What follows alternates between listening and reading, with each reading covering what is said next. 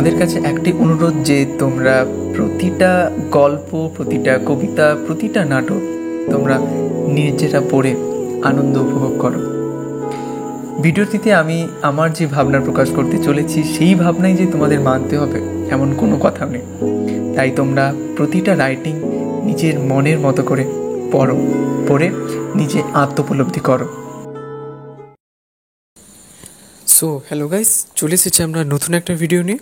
এবং আজকের ভিডিওতে আজ আমরা হেনরিক ইবসনের লেখা একটি নাটক ঘোস্ট, এই নাটকের সামারি আজ আমরা আজকের এই ভিডিওতে আলোচনা করব। তাই জন্য আজকের ভিডিওটা কিন্তু খুবই গুরুত্বপূর্ণ হতে চলেছে, তাই তোমরা ভিডিওটা কিন্তু শেষ পর্যন্ত অবশ্যই দেখতে থাকো।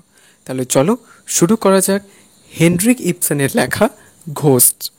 সো প্রথমে আগে আমরা জানবো হেনরিক ইবসন কে ছিলেন। হেনরিক ইবসনের সম্পূর্ণ নাম হচ্ছে হেনরিক জোহান ইবসেন। ইনি হচ্ছেন একজন নরওয়েজিয়ান প্লেরাইট এবং একজন থিয়েটার ডিরেক্টর ছিলেন তিনি। এবং 19th সেঞ্চুরির জগতে ইনি হচ্ছেন একজন প্রি এমিনেন্ট ড্রামাটিস্ট এবং প্রায় তাকে the father of modern drama হিসেবে কনসিডার করা হয়। এবং তিনি থিয়েট্রিক্যাল রিয়েলিজম পায়োনিয়ার করেছিলেন।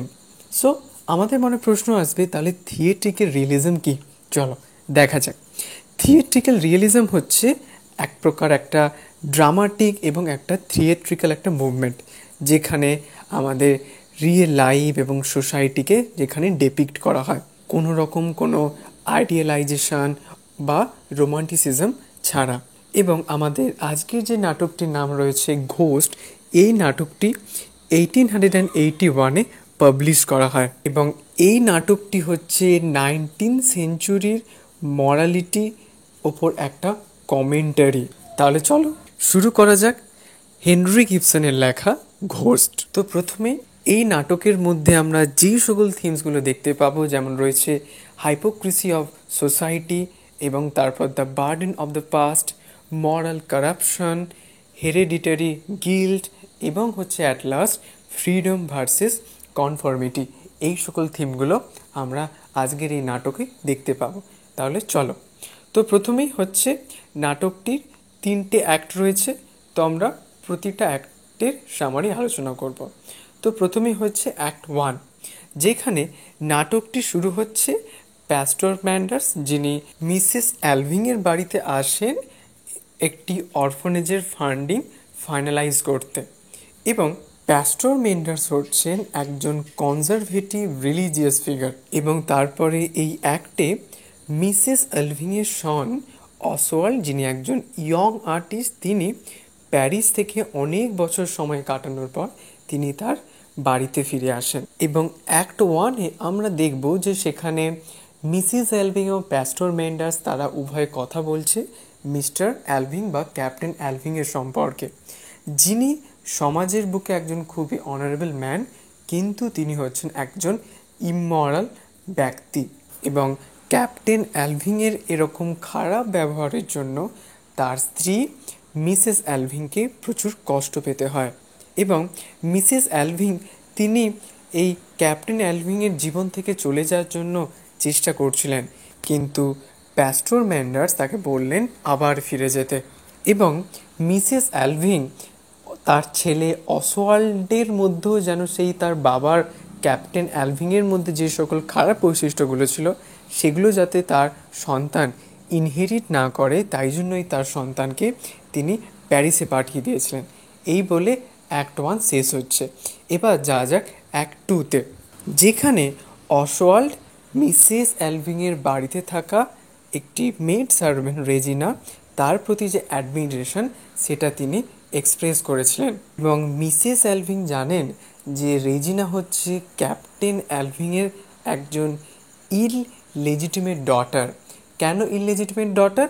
কারণ হচ্ছে ক্যাপ্টেন অ্যালভিং যেহেতু অত্যন্ত ইমমরাল ছিলেন, তো সেই সময় একজন সার্ভেন্ট, মেড সার্ভেন্ট, তার নাম হচ্ছে জোহানা, তো জোহানার সাথে তিনি সম্পর্কে লিপ্ত হন এবং যার জন্য রেজিনার জন্ম হয়। এবং এই কথাটা লুকানোর জন্য জোহানা জ্যাকব এংস্টাইন বলে একজন ব্যক্তি রয়েছেন, যিনি একজন কার্পেন্টার, তাকে অনেক অর্থ দেন এবং তাকে রেজিনার ফাদার হিসেবে কনসিডার করা হয়।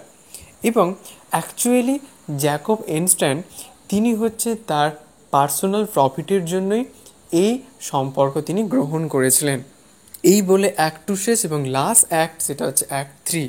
এবং আমরা এই যে ঘোস্টে দেখতে পাবো যে সেখানে মিসেস অ্যালভিং ক্যাপ্টেন অ্যালভিংয়ের যে সকল অর্থগুলো, সেই অর্থগুলো যাতে সমাজের ভালো কাজে লাগে এবং এই খারাপ অর্থ যাতে পরবর্তীকালে অসওয়াল না ইনহেরিট করতে পারে, তাই জন্যই তিনি একটি অরফানেজ তৈরি করছিলেন। এবং অ্যাক্ট 3-তে আমরা দেখতে পাচ্ছি যে সেখানে অরফানেজটা তৈরি হয়ে গেছে এবং সেটা জ্বলে ছাই হয়ে গেছে, যেটা সিম্বলাইজ করে the destruction of the false image of his legacy. অর্থাৎ ক্যাপ্টেন অ্যালভিংয়ের যে এরকম ইমরাল বিহেভিয়ার, সেই ইমরাল বিহেভিয়ারকে যে কোনো দিনও ধামাচাপা দেওয়া যাবে না, সেটাই হচ্ছে এই অরফানেজ পড়ার মধ্য দিয়ে বোঝানো হচ্ছে। এবং পরবর্তীকালে অসওয়াল তার মাকে রিভিল করলেন যে তার একটি মিস্টিরিয়াস ইলনেস হয়েছে, যেই ডিজিজটার নাম হচ্ছে সিফিলিস। এবং সে বিশ্বাস করে নাকি এটা তার বাবার ইমরাল লাইফ থেকেই এসেছে তার কাছে।